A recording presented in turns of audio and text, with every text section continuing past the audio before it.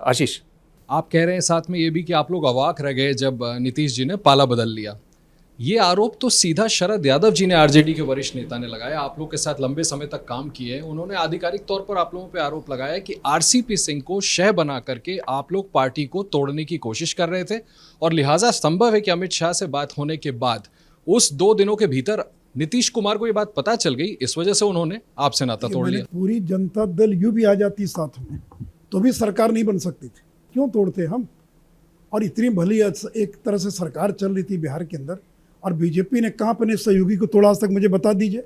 अब कोई छोटे मोटे राज्य में, कोई मणिपुर में, कोई त्रिपुरा में कुछ हुआ तो मुझे नहीं मालूम है, लेकिन जिसके साथ इतना बेहतर संबंध है, तो ये तो जब अलग हो रहे तो कोई बहाना चाहिए, तो बहाना बना दिया चिराग पासवान को। तो ये 19 महीने बाद ये बात का आपको एहसास हुआ कि चिराग के कारण चुनाव हार गए। आप मुख्यमंत्री क्यों बने? आपको तो 2 दिन 1 महीने में ही मालूम हो जाना चाहिए था, 19 महीना लग गया।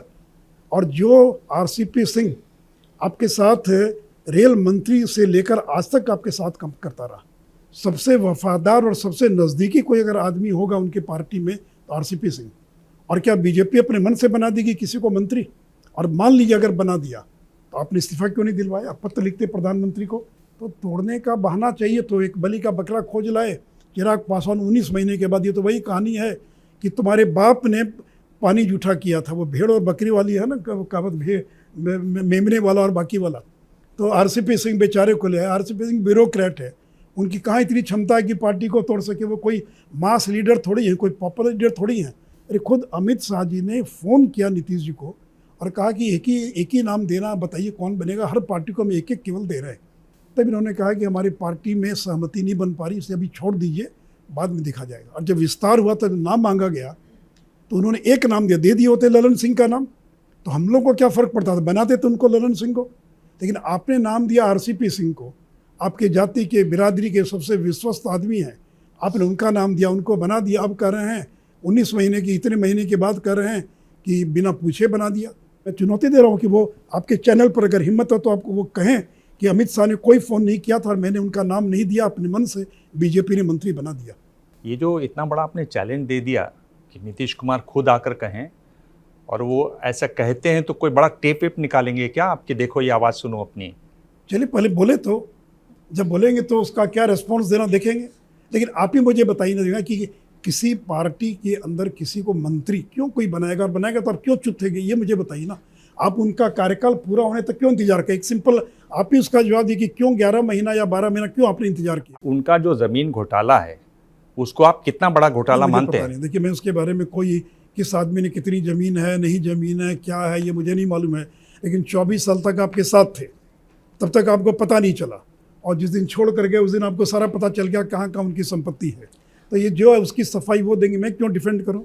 आरसीपी सिंह या किसी सिंह को मैं क्यों डिफेंड करूँ? आखिर ऐसी क्या वजह रही है कि भारतीय जनता पार्टी अपने तय पर वहाँ अभी भी मजबूत नहीं हो पाई है और उसको उन सामाजिक आंकड़ों का, समीकरणों का सहारा लेने पर मजबूर होना पड़ा? राज्य में अब देखेंगे बीजेपी की खासियत है, संघ परिवार की खासियत है नई पीढ़ी के लोगों को आगे लाना।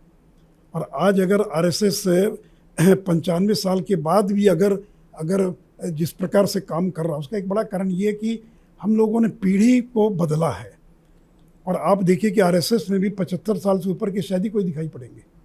और अटल अडवाणी जी के समय और नरेंद्र मोदी के समय हर राज्य में हर जगह नए लोगों को, नई पीढ़ी के लोगों को लाने का भी बात अलग हो सकता है कि कहीं वो प्रयोग सफल हो असफल हो। तो बिहार में भी अब हम लोग की उम्र 70 साल होगी, कब तक हम लोग काम करेंगे? तो कुछ नए लोगों को आगे लाया जाए जो लंबे समय तक काम कर सकते हैं, शायद ये भी पार्टी सोचती होगी। और हमेशा एक फ्रेशनेस दिखाई पड़ना चाहिए।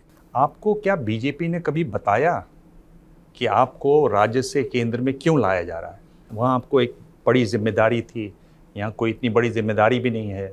कुछ बताया आपको कभी ऐसे मंथन में, और कुछ उसमें ऐसी बात है जो हमारे साथ आप शेयर कर सकते हैं? नहीं, पार्टी ने इतना कहा कि अब हम लोग चाहते हैं, बहुत दिन आपने बिहार की सेवा की, अब आप राज्यसभा में आइए। तो मेरे लिए देखिए पार्टी बस जो इतने में छुट्टी। और पार्टी देखिए, पार्टी में हम लोग इसी पार्टी में पैदा हुए, इसी पार्टी में मरेंगे। हम न दूसरे किसी विचार में जाने का सपने में भी सोच नहीं सकते। ये जो आप कह रहे हैं सुशील जी, अब ये चूंकि बात मैं बार बार पूछ रहा हूँ कि आपको नहीं पता कि आपको क्यों हटाया गया बिहार से, मतलब क्यों दिल्ली भेजा गया। ये लोग कहते हैं कि आप बहुत सॉफ्ट थे, बहुत नरम थे, और बीजेपी को अपना एजेंडा करना था, अपना काम करना था, उसमें आप फिट नहीं एक तरीके से बैठ रहे थे, इसलिए आपको सम्मानपूर्वक दिल्ली लाया गया। और वो चीज़ दिखाई भी थी शायद, जिससे नीतीश कुमार को बड़ी परेशानी भी हुई। मुझे पता नहीं, देखिए मैं जो हूँ अब आप इतने अनजान बनेंगे तो फिर तो मुश्किल है। मुझे तो कभी पार्टी के किसी आदमी ने कभी नहीं कहा, मैं तो कम से कम 3-4 बार प्रधानमंत्री जी से मिला, सबसे मिला, कभी किसी ने नहीं कहा कि आप सॉफ्ट हैं कि क्या हैं। तो सॉफ्ट होना कोई गुनाह तो नहीं है, लेकिन लालू के खिलाफ मैं ही लड़ने का काम किया। तो अगर मैं धीमी आवाज़ है, कमज़ोर हूँ, बाकी हूँ, तो इसमें मेरा क्या गुनाह? कम से कम 32 साल तो मैंने पूरा कर लिया, आज तक कोई चुनाव नहीं हारा ज़िंदगी के अंदर जी। अब ये मेरा मेरिट है कि डिमेरिट है मुझे पता नहीं। मुझे तो लगता है कि मेरा सॉफ्टनेस अगर है तो मेरा ये मेरिट है मेरे लिए। जो जैसे ही घड़ी का काटा दोपहर 2:30 पे आए, बबीता जी का दिल सास बहू साजिश के लिए मचल जाए। और ये है इनकी बहू, पूरे दिन ऑफिस की टेंशन हो जाए गॉन जब ये करें अपना फेवरेट शो फ्री टाइम पे ऑन। इनकी तरह आप भी देखिए अपना फेवरेट शो अपने टाइम पर और डाउनलोड कीजिए एबीपी लाइव ऐप अपने स्मार्ट टीवी पर।